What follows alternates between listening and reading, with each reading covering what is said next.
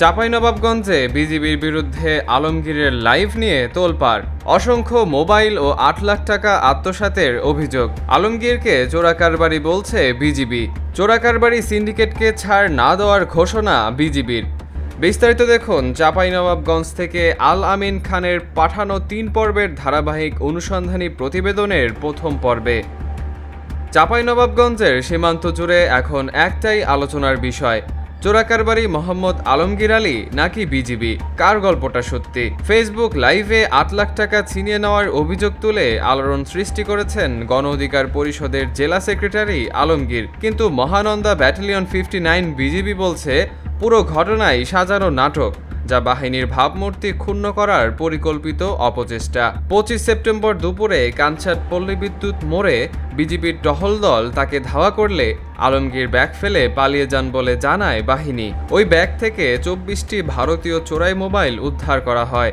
পরে বিজিবি মোবাইলগুলো থানায় জমা দেওয়ার প্রক্রিয়া শুরু করে। বিজিবির ভাষায় আলমগীর দীর্ঘদিন ধরে ভারতীয় চোরাই মোবাইল ব্যবসার সঙ্গে জড়িত।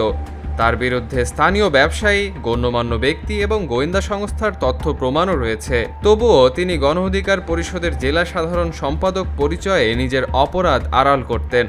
অন্যদিকে আলমগীরের দাবি, বিজিবি তার কাছ থেকে টাকা ছিনিয়ে নিয়ে ঘটনাটি ঢাকতে নাটক সাজিয়েছে। তবে এখনও সেই দাবির পক্ষে কোনো প্রমাণ বা কল রেকর্ড প্রকাশ করতে পারেননি তিনি। তবে তিনি জানিয়েছেন, কানছাট পল্লী বিদ্যুৎ অফিসের সিসি ক্যামেরা কেন কোন ইশারাতে নষ্ট দেখানো হচ্ছে এটা দেখলেই বিষয়টি পরিষ্কার হয়ে যাবে। আলমগীর প্রশ্ন তোলেন, আমি যদি তাদের বক্তব্য অনুযায়ী আসলে চোরাকারবারি হতাম, আমাকে তারা গ্রেফতার না করে কেন আমার টাকার ও 2টি মোবাইল ফোন থাকা ব্যাগ নিয়ে পালালো? লেফটেন্যান্ট কর্নেল গোলাম কিবরিয়া বলেন, আলমগীর আলীর মতো চোরাকারবারিরা মিথ্যা অপপ্রচারে সফল হবে না। সীমান্ত সুরক্ষায় বিজিবি জিরো টলারেন্সে কাজ করছে। স্থানীয়রা বলছেন, আলমগীরের লাইভের পর পুরো কানছাট এলাকা উত্তেজিত হয়ে পড়ে। এখন সবার প্রশ্ন, সত্যিকার রহস্যটা কোথায়?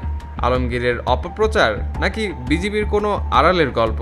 দর্শক, পরবর্তী পর্বে থাকছে এই ঘটনার আড়ালে আসলে কি হয়েছিল, আলমগীরের কাছে থাকা ফোন ও টাকার রহস্য আসলে কি, তা নিয়ে বিস্তারিত থাকবে ধারাবাহিক অনুসন্ধানী প্রতিবেদনের 2য় পর্বে। বিস্তারিত জানতে চোখ রাখুন অগ্রযাত্রায়।